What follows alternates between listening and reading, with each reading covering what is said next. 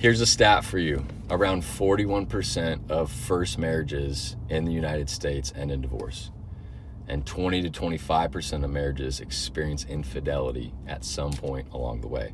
And that's just based on what people are willing to admit to. Researchers believe the actual numbers as far as the 20 to 25% range are higher. We have a marriage problem in this country. We have a faithfulness problem in this country. And that's nothing new. Today I want to talk about Proverbs chapter 5, 6, and 7, because Solomon spends all three of those chapters talking about a topic related to this in adultery. He talks about the strength of the temptation, the pull, and the consequence of falling into that trap. And in chapter 5, he opens with the temptation where he says, "For the lips of an adulteress drip honey, and her speech is smoother than oil. But in the end she is bitter as wormwood, sharp as a double-edged sword." Honey and oil, especially in this time, was a very valuable thing. So when he's using that as a description, he's saying that it's enticing, it's appealing. But in the end, it leads to bitterness, as he says, and destruction. Temptation doesn't come packaged as something that looks horrible. If it did, it wouldn't really be temptation. In Genesis, explaining the first temptation of Eve, it says that when she looked at the tree and saw that it was pleasant to the eyes and desirable, that she took of the fruit and ate of it. So temptation looks appealing, it looks pleasant, it looks desirable. But the trap is that in chapter 6, at least when it comes to adultery, Solomon talks about the consequence of actually falling into that. He says in verse 32, "But a man who commits adultery lacks judgment. Whoever does so destroys himself."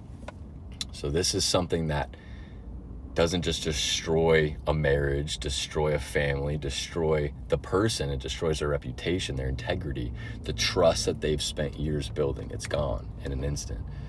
Solomon is ultimately saying that it's not just a moral failure, it's a self-inflicted destruction.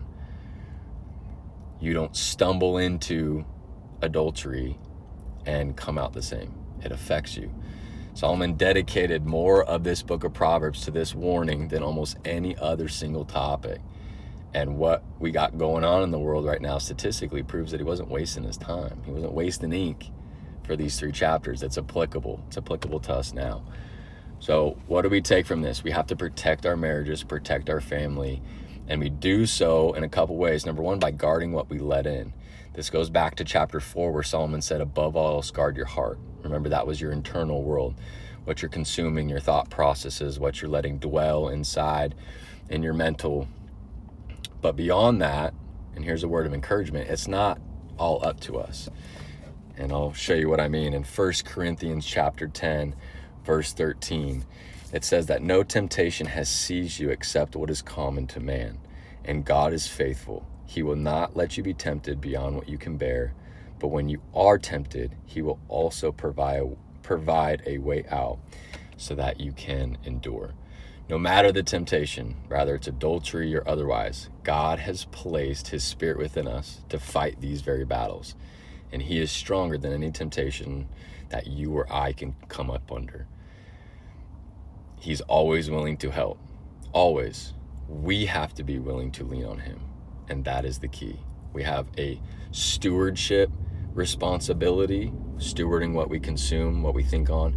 We also have a responsibility to lean on the one who can help us more than we could ever help ourselves. A Proverbs a day, day 5, chapter 5, 6, and 7 all together. I'll see you tomorrow for the next one.